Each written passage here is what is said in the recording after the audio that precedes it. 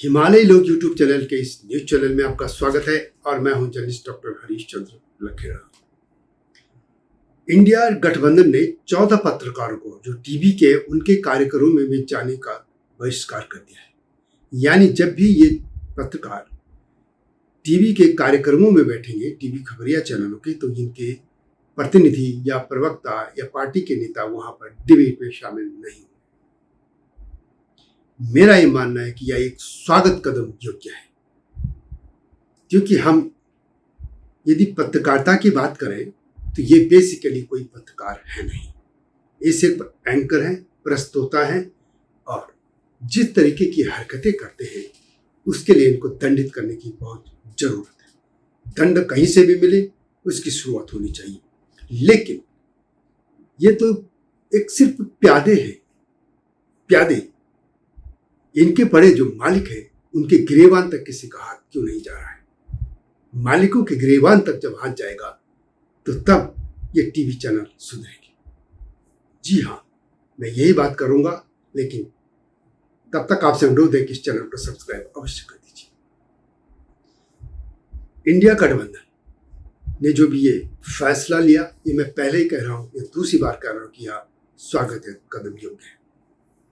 आपको याद होगा जो एनडीटीवी है उसके 2 चैनल, एक तो अंग्रेजी वाला एक हिंदी वाला, दोनों में भारतीय जनता पार्टी कई साल तक नहीं जाती रही, जब से उसका मालिकाना हक बदला और तभी से इनके लोग वहां पे जाने लग गए। अब समझे क्यों नहीं जाते लोग। एक तो यह है कि इनके एंकर जो जिस विचारधारा का उनका मालिक है या जहां उसके हित है, मालिक की वजह से कोई विचारधारा नहीं, लेकिन ये कह सकते हैं कि उनको जिस बिजनेस मॉडल से रेवेन्यू ज्यादा मिल रहा है या उनको टीआरपी बढ़ रही है, वो उस मॉडल पर काम करते हैं। तो उनकी विचारधारा भी या उनके हितों के खिलाफ या सरकार के जो खिलाफ है, इस तरीके से वो उनकी वहां पे मजाक उठाते हैं, ठीक से बोलने नहीं देते और अपमानित जैसा करते हैं। ये सभी देखते हैं। इसलिए इस गठबंधन ने, इंडिया गठबंधन यानी जो कांग्रेस नेतृत्व वाला है, उसने ये अच्छा कर दिया। लेकिन सवाल यही है कि क्या आपको वो दौर याद है? अभी तो ये 14 नाम है, बहुत छोटे प्यादे हैं, लेकिन ये दौर एक दौर वो समझिए। आखिर ये लोग जो चैनलों में बैठे होते हैं कैसी मनमानी करते हैं। अब नरेंद्र मोदी प्रधानमंत्री हैं, भारतीय जनता पार्टी का शासन है, तो अधिकतर चैनल उनका गुणगान कर रहे हैं।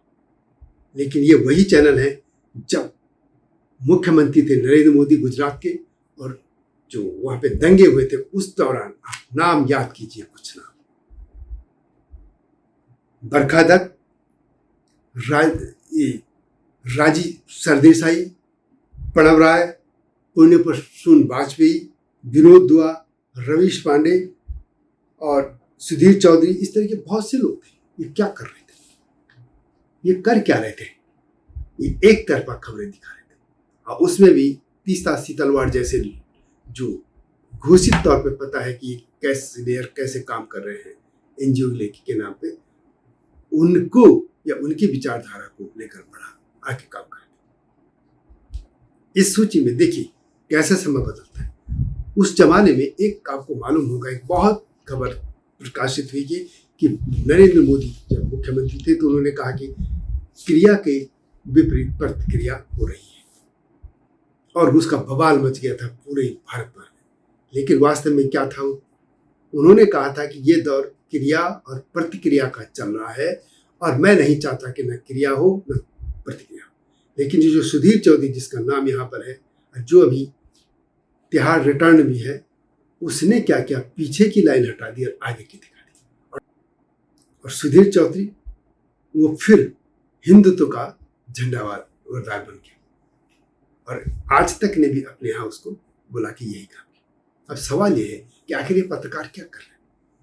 ये जो 14 नाम है, आप 14 नाम को देखेंगे तो उसमें ये जो नाम आप देख रहे हैं वो कौन से लोग हैं? ये लोग, इनके नाम है अदिति त्यागी, अमन चोपड़ा, अमीश देवगन, आनंद नरसिम्हन, अर्णब गोस्वामी, अशोक श्रीवास्तव, चिता त्रिपाठी, गौरव सामंत, नविका कुमार, प्राची पाराशर, रूबिका लियाकत, शिव अरुण, सुधीर चौधरी और सुशांत सिन्हा।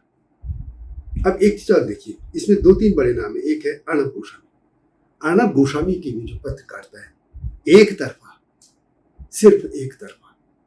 ऐसे कैसी पत्रकारिता हो रही टीवी में? एक तरफ रवीश कुमार थे, रवीश पांडे, वो हमेशा एक ही तरफा करते हैं। बस उनकी नज़र में, कुछ पत्रकारों की नज़रों में जब लगता है मोतियाबिंद आ गया है, उनको दूसरा दिखता ही नहीं।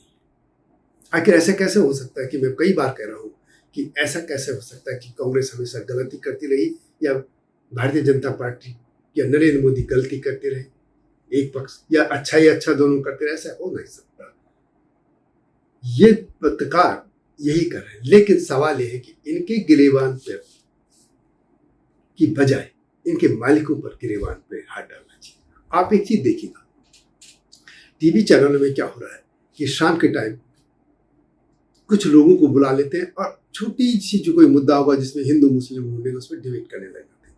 और जो इनकी विचारधारा या जिनके, इसको कहेंगे बिजनेस मॉडल, विचारधारा भी कुछ नहीं, इनकी बिजनेस मॉडल, जो इनको बिजनेस मॉडल में ये ऐसी डिबेट कराते हैं जिससे लोग उद्वेलित हों या लोगों को डराते हैं और लोग इनको ज़्यादा देखें, उससे इनकी टीआरपी बढ़ती है। टीआरपी बढ़ने से जाहिर है कि इनको विज्ञापन भी उस हिसाब से मिलेगा, ज़्यादा टीआरपी ज़्यादा विज्ञापन। और मालिकों में यही है, मालिक यही कर रहे हैं। आखिर ऐसे कैसे हो सकता है कि मालिक की मर्जी की ये पत्रकार ऐसे बोलने लगे? कहीं भी नहीं है, मैं कुछ इस फील्ड में रहा हूँ, कि मालिकों के बगैर एक पंक्ति इधर की उधर नहीं लिखी जा सकती। यदि कोई किसी लाइन पे जा रहा है तो उसके बगैर आप लिख नहीं सकते। क्या दैनिक जागरण भारतीय जनता पार्टी के अगेंस्ट लिख देगा, या हिंदू मोदी की तारीफ कर देगा, या इस तरह के बहुत से अखबार हैं जो एक तरफा काम करते हैं? आखिर ये ऐसे कैसे हो सकता है? तो सवाल ये है कि इन मालिकों को अब इनके वास्तव में देखा जाए तो ये जो गठबंधन है, इंडिया गठबंधन, इसने एक मैसेज दिया कि इनके अब चुनाव होने जा रहे हैं। अभी राज्यों के चुनाव होंगे, छत्तीसगढ़ में, मध्य प्रदेश में, राजस्थान में, तेलंगाना में, नॉर्थ ईस्ट में है, मिजोरम संभवतः, उसमें और भी इलेक्शन होंगे। फिर उसके बाद लोकसभा का चुनाव है, फिर उसके बाद हरियाणा में है, महाराष्ट्र में, और भी होते रहेंगे इस तरह के इलेक्शन। यदि वन नेशन वन इलेक्शन का कॉन्सेप्ट या ये बात सामने न आई, इस बारे में कानून न बना, तो यही होगा। अब इसमें एक बड़ा खेल है कि विज्ञापन जो आता है, एक विज्ञापन तो उनको कमर्शियल विज्ञापन आएगा ही, कंपनियों का या जो भी आता है सरकारी विज्ञापन।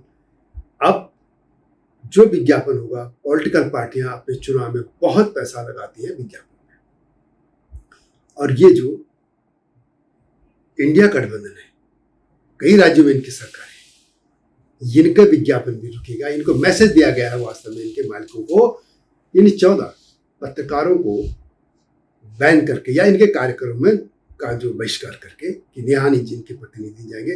वास्तव में एक संदेश है कि आप सुधर जाओ, अन्यथा आपको ये रेवेन्यू लॉस होने वाला है। क्योंकि एक चीज समझ लीजिए कि अब टेलीविजन के अलावा जब से मोजो जर्नलिज्म हुआ, यानी मोबाइल पे हर चीज आ गई, सोशल मीडिया में आ गई, तो बहुत ज्यादा अब चैनलों पे डिपेंड लोग हैं नहीं, तो इनको राजस्व का बहुत बड़ा घाटा हो जाएगा। और आपको एक चीज और बता दें कि हमेशा चैनलों के जो एडिटर होते हैं उस टेंशन में रहते हैं कि कहीं भी एक लाइन भी या किसी नेता से ऐसा न बुलवा दिया जाए, या किसी नेता के खिलाफ ऐसा न बोल दिया जाए, या किसी स्टेट गवर्नमेंट, सेंट्रल गवर्नमेंट या मिनिस्ट्री के खिलाफ ऐसा न बोल दिया जाए कि उनका रेवेन्यू रुक जाए, यानी उनको घाटा हो जाए। और वहाँ फिर यदि किसी ने इस तरह की हरकत कर दी तो वहाँ गाली गलौज से बात होती है। टेलीविजन में आप सच्चाई जानना चाहते हैं तो वहाँ माँ बहन की गालियाँ दी जाती हैं। अखबारों में ऐसा नहीं है, अखबारों में किसी अभी हिम्मत नहीं हुई कि कोई ऐसा बोले, लेकिन सिर्फ और सिर्फ कहते हैं कि ये जो एनडीटीवी है इसमें संभवतः बढ़िया माहौल था।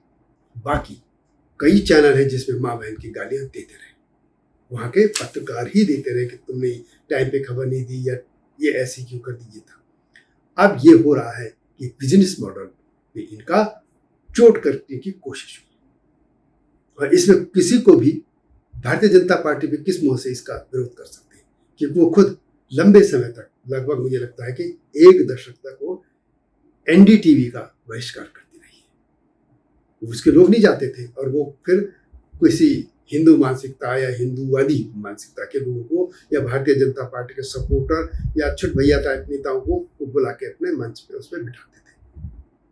ये भी तो भारतीय जनता पार्टी खुद करती रही, हालांकि उन्होंने घोषणा नहीं की, लेकिन इस गठबंधन ने पहली बार किया है। और एक और देखिए, आपको एक अद्भुत लगता है कभी कभी हम यदि न्यूज देखना चाहते हैं और क्या टेलीविजन को ऑन कीजिए तो आप क्या देखते हैं? या तो चार लोग ऐसी कुत्ते बिल्ली की तरह झगड़ रहे होते हैं, या फिर सारे चैनल एक या दो खबरों पर खेलते रहते हैं, एक ही खबर और उसी को लंबे तरीके से घुमा फिरा के, और ये अपने को कहते हैं राष्ट्रीय न्यूज, राष्ट्रीय मीडिया। अब सवाल ये है कि क्या आप राष्ट्रीय होने से, अब आप दिल्ली में बैठ के कोई राष्ट्रीय कैसे हो सकता है? राष्ट्रीय खबर तो तब होगी या राष्ट्रीय नेचर आप तब होगा जब आप पूरे राष्ट्र की खबरें देंगे।